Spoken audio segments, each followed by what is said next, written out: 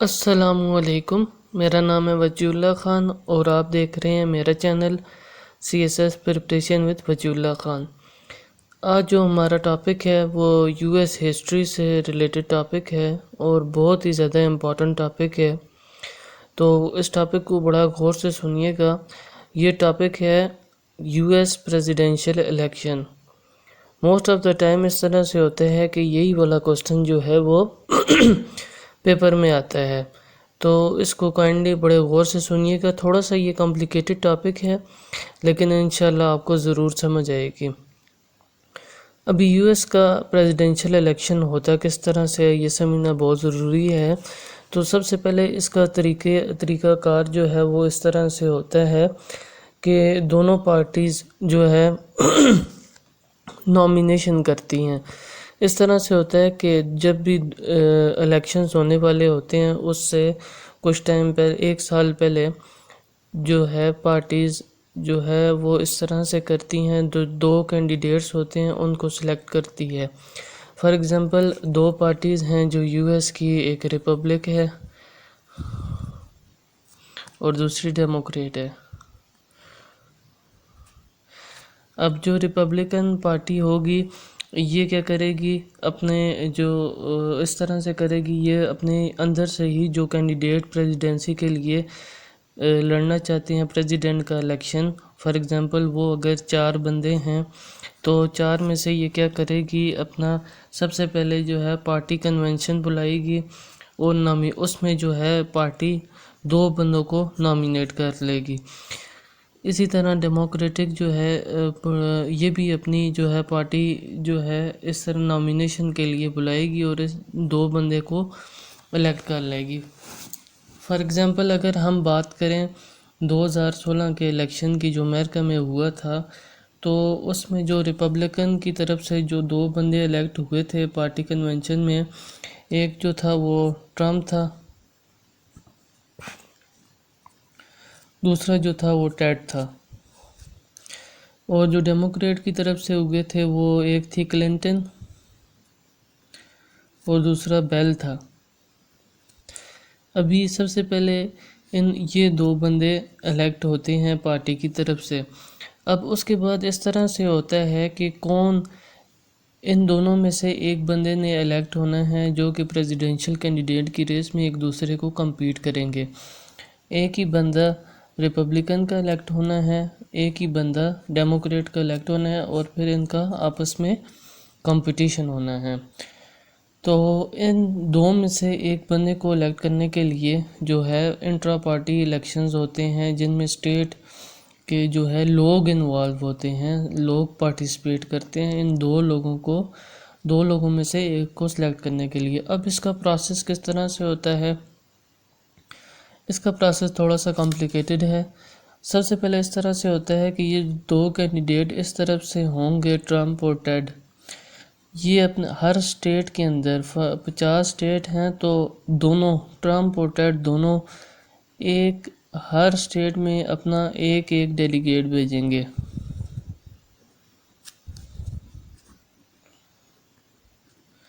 Trump भी भेजेगा और टेड भी भेजेगा।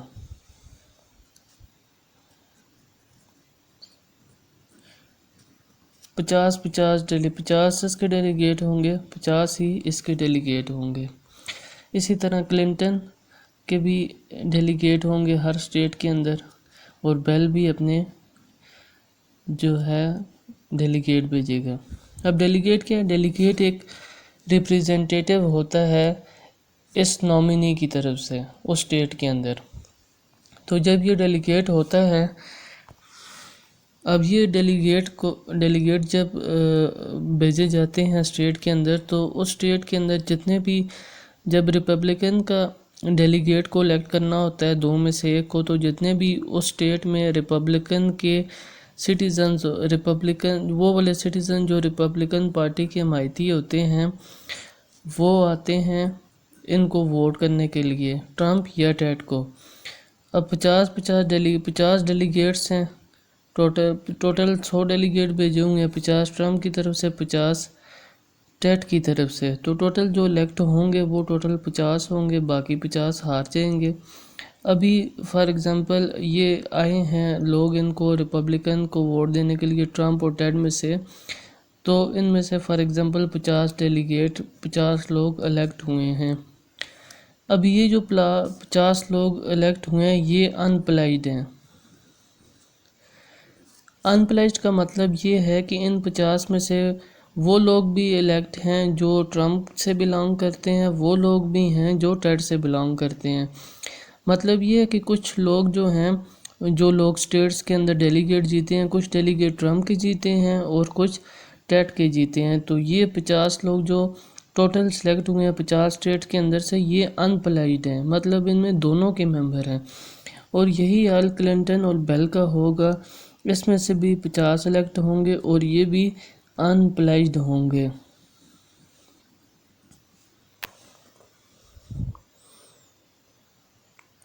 समझ आ गई है यहाँ तक? इसके आगे कुछ इस तरह से होता है, दोनों पार्टीज जो हैं एक नेशनल कन्वेंशन बुलाती हैं। मतलब एक नेशनल कन्वेंशन जो होगा वो रिपब्लिकन पार्टी का होगा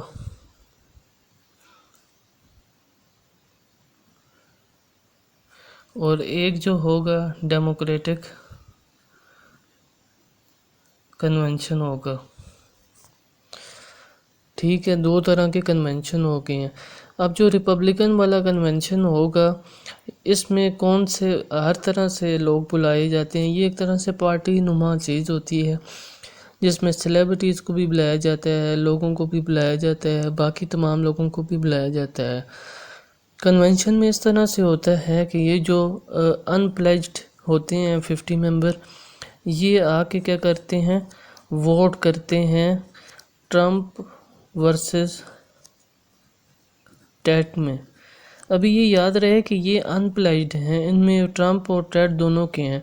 अभी इनमें जिसके ज़्यादा कैंडिडेट होंगे वो मेजॉरिटी के साथ 26 वोट के साथ जिसको भी ये वोट डालेंगे वो बंदा इलेक्ट हो जाएगा। उस टाइम जो था वो ट्रम्प इलेक्ट हुए थे।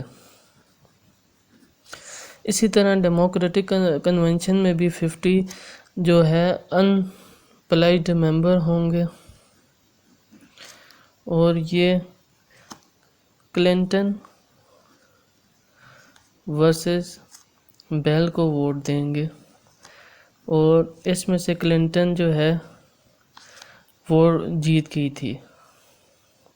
ठीक है, अभी ये जितना भी इलेक्शन हुआ है ये स्टेट लोगों ने इसमें पार्टिसिपेशन की है। अभी तक ये इंट्रा चल रहा है, मतलब ये फाइनलाइज, सिर्फ इसमें कैंडिडेट फाइनलाइज हुए हैं दोनों पार्टीज़ के कि कौन से वो कैंडिडेट होंगे जो इलेक्शन कॉन्टेस्ट करेंगे। आप देख लें कि कितना बेहतरीन सिस्टम है इनका कि सबसे पहले इन्होंने ये डिसाइड किया कि लोग क्या चाहते हैं कि कौन सा कैंडिडेट आगे आए इलेक्शन के लिए। तो सबसे पहले इन्होंने ये वाला फेज़ पूरा हुआ है, ये इसको कहते हैं फर्स्ट फेज़। अभी जब ये दो कैंडिडेट दोनों पार्टीज़ के फाइनलाइज हो जाते हैं कि ये आपस में कॉन्टेस्ट करेंगे, तो जो कैंडिडेट इसका होगा ये अपना जो है वाइस प्रेसिडेंट भी नॉमिनेट करता है। क्लिंटन भी अपना वाइस प्रेसिडेंट नॉमिनेट करेगी। उसके बाद ये दोनों जो हैं कंपेन करते हैं, पब्लिक कंपेन जिसको कहते हैं, जैसा कि हमारी तरफ भी होता है। जो पार्टी इलेक्शन के टाइम कंपेन शुरू होती है तो उसमें फुली जो है एक कंपेन चलती है पॉलिटिकल पार्टीज़ की, तो ये भी उसी तरह से कंपेन चलाते हैं। अब कंपेन में कुछ इस तरह से होता है कि सारे लोग टोटल जब वोटिंग इनका इस तरह से होता है कि टोटल स्टेट्स में जो स्टेट होती हैं वो डिवाइडेड होती हैं डिस्ट्रिक्ट में।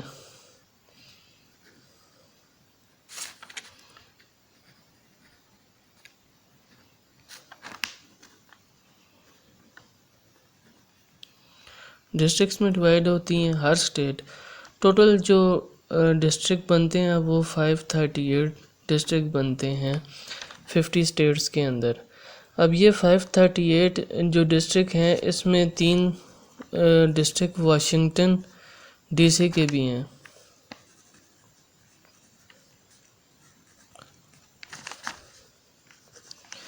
अब इन 538 डिस्ट्रिक्ट में जो है दोनों पार्टीज, रिपब्लिकन भी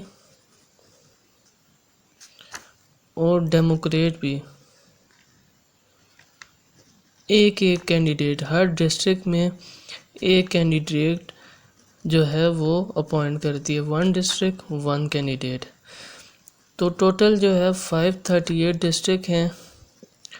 जब दोनों पार्टीज एक एक बंदा इलेक्ट करेंगी तो दोनों पार्टीज की तरफ से मिला के 2 कैंडिडेट हो जाएंगे एक डिस्ट्रिक्ट के अंदर। तो ये टोटल मिला के बनता है कुछ 1076।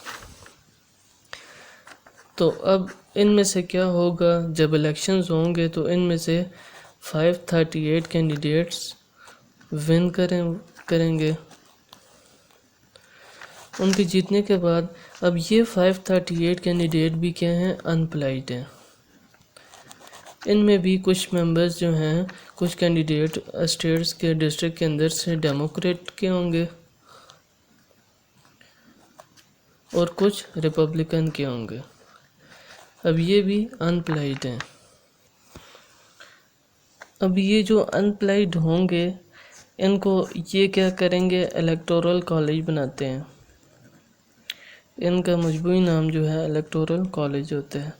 अभी ये जो इलेक्टोरल कॉलेज होता है ये कोई लेजिस्लेटिव बॉडी नहीं होती, बल्कि इसका काम सिर्फ जो है प्रेसिडेंट को इलेक्ट करना है। जब ये प्रेसिडेंट को इलेक्ट करके रहेगी तो ये जो इलेक्टोरल कॉलेज होता है ये ख़त्म हो जाता है। ये कोई लेजिस्लेचर या एग्जीक्यूटिव का पार्ट नहीं होता, ये बात ज़रूर आप याद रखिएगा। अब ये जो इलेक्टोरल कॉलेज है ये ऐसा होता है कि फिर ये कंबाइन होता है इलेक्टोरल कॉलेज कंबाइन होने के बाद फिर इसकी जो है वोटिंग स्टार्ट। अब ये कोई इलेक्टोरल कॉलेज जो है एक ही जगह पे गैदर नहीं होते। हर इलेक्टोरल कॉलेज का बंदा जो होता है वो अपनी ही स्टेट के अंदर जो है वो वोट कास्ट करता है। ये वाला जो इलेक्टोरल कॉलेज है जो 538 मेंबर हैं, इसमें हर जो मेंबर होता है ये अपनी ही स्टेट जिधर से ये इलेक्ट हुआ होता है ये किसी एक प्रेसिडेंट के लिए वोट कास्ट करता है अपनी स्टेट के अंदर। तो ये जितने भी 538 मेंबर हैं ये अपनी अपनी स्टेट में ट्रंप के लिए या क्लिंटन के लिए वोट कास्ट करेंगे, जो कि 2 प्रेसिडेंशियल कैंडिडेट आपस में कॉन्टेस्ट कर रहे हैं। अभी इन 538 में से जो बंदा मेजॉरिटी वोट ले लेता है वो प्रेसिडेंट इलेक्ट हो जाता है, जिस तरह से ट्रंप जीत गया था क्लिंटन से। तो 538 की मेजॉरिटी वोट से जो है वो प्रेसिडेंट जो है वो जीत जाता है। तो ये था टोटल ओवरऑल प्रोसीजर कि यूएस का प्रेसिडेंट किस तरह से इलेक्ट होके आते हैं। तो ये इसका पूरा प्रोसेस था। अगर आपको मेरी वीडियो अच्छी लगी हो तो मेरा चैनल ज़रूर सब्सक्राइब कीजिएगा। अल्लाह हाफिज़।